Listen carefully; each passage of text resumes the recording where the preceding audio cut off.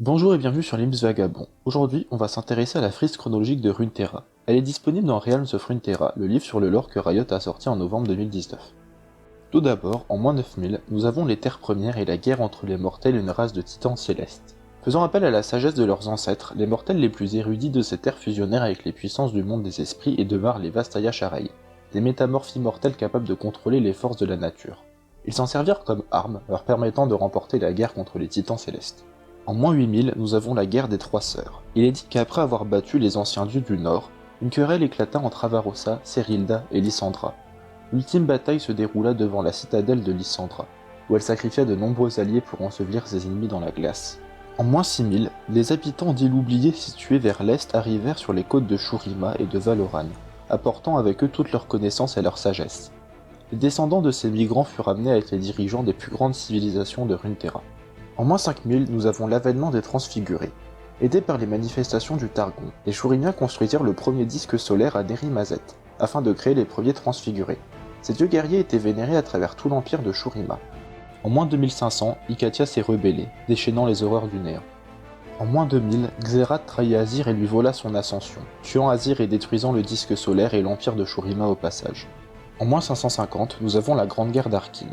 N'ayant plus de but et profondément marqués par les horreurs du néant qu'ils durent affronter, les transfigurés de Shurima sombrèrent dans la folie, modifiant pour la plupart leur corps avec une magie ancestrale et se livrant une guerre sans merci à travers tout Runeterra.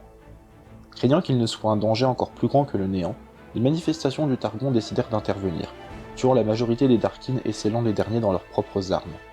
En moins 400, le guerrier Shanuzal revint d'entre les morts sous le nom de Mordekaiser. Il décida de conquérir le royaume physique.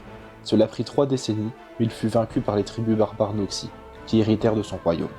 En moins 25, un cataclysme ravagea les îles bénies, brisant la frontière entre le royaume physique et le royaume spirituel, piégeant les âmes des morts dans la brume noire. En moins 13, les artefacts magiques dangereux qui étaient contenus sur les îles bénies tombèrent dans les mauvaises mains et la guerre unique éclata. Tyrus et son apprenti Rai furent témoins de toute son horreur. Les derniers des Noxi furent obligés de trouver refuge au sein du bastion immortel pour s'abriter des retombées magiques de la guerre unique. Quand ils purent enfin sortir, ils virent que les terres tout autour d'eux furent ravagées, mais eux avaient survécu. Ils s'étaient unis en un seul peuple, et ils étaient devenus Noxus, ce qui marqua l'an 0. En 292, Demacia couronna son premier roi. En 349, les nobles de Noxus firent la promesse d'unir tout Runeterra sous une seule et même bannière, même si cela devait prendre des centaines d'années. Ils élirent un grand général et Noxus devint une nation impérialiste. En 772, des marchands voulurent créer une route maritime plus simple entre Shurima et Valoran. Ils utilisèrent des explosifs pour créer un chemin à travers la roche, mais l'explosion avait été mal calculée, ce qui détruisa une bonne partie de l'ancienne ville de Zone. En 787, après que les bourreaux offrirent refuge aux nombreux chercheurs de trésors qui arrivèrent sur leur côte, la cité portuaire de Bilgewater fut créée. En 984, le grand général Boram Darkwill ordonna l'invasion d'Ionia.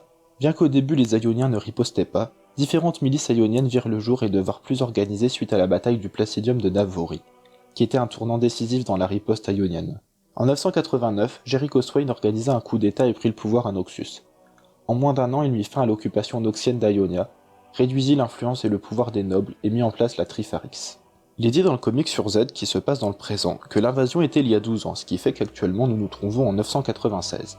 Et c'est tout pour cette vidéo sur la frise chronologique de Runeterra. J'espère qu'elle vous a plu et quant à moi je vous dis à la prochaine.